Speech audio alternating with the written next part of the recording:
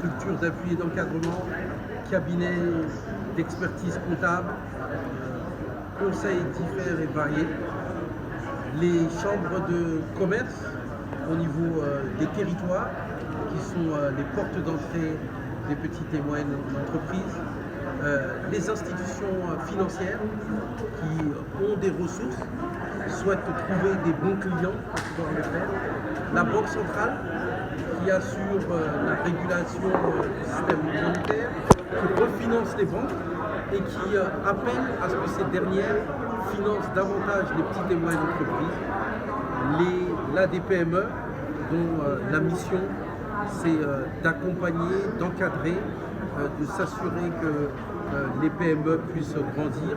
Et je ne parle pas de tous les autres acteurs, mécanismes de garantie, marché public, etc.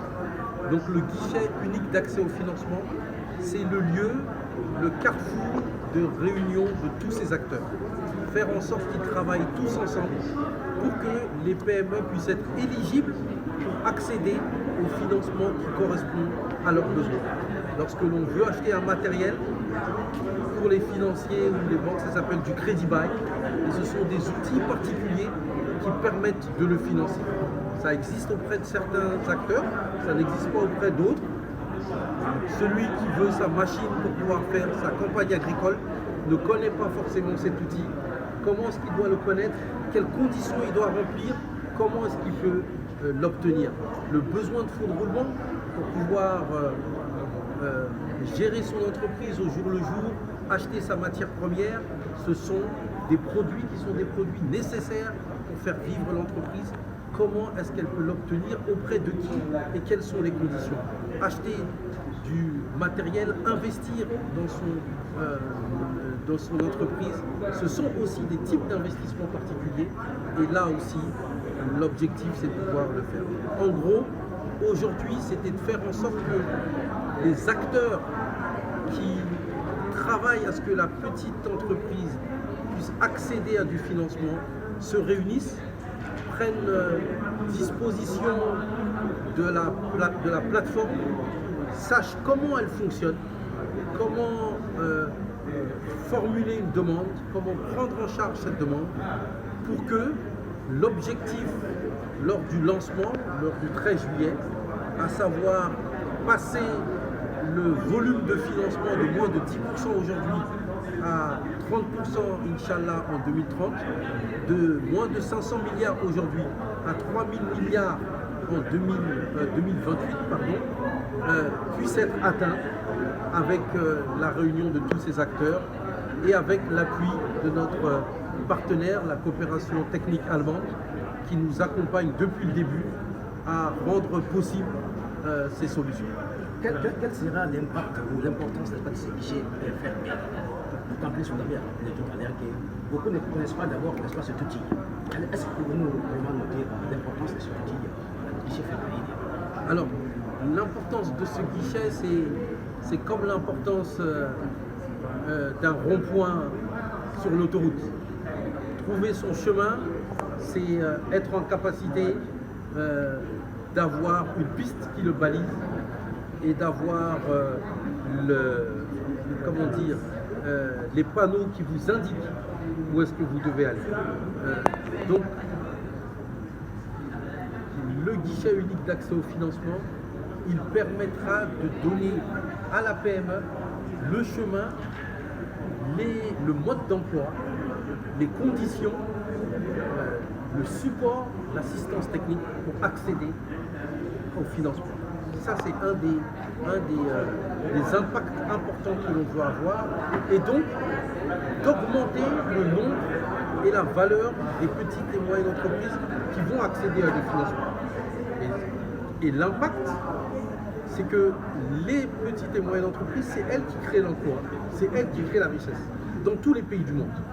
Donc on ne peut pas créer les emplois et la richesse sans les petites et moyennes entreprises. Et pour qu'elles puissent grandir, il faut qu'elles soient accompagnées techniquement à être plus fortes, à améliorer leurs fonctions, mais il faut qu'elles soient accompagnées aussi en étant financées pour pouvoir financer leur formation, financer leur fonds de roulement, financer leur investissement.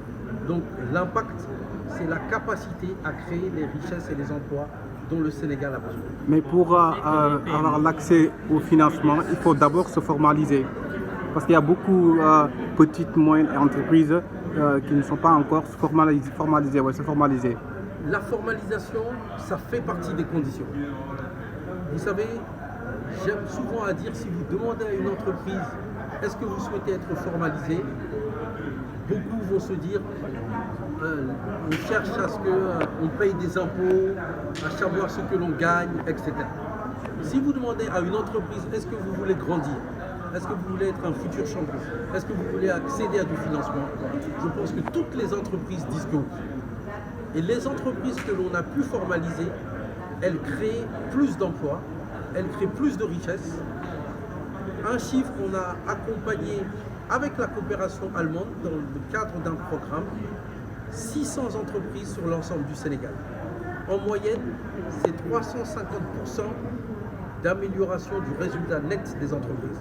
Ça veut dire 3 fois et demi le bénéfice qu'elles avaient, elles l'ont obtenu à l'issue de l'accompagnement. Pourquoi?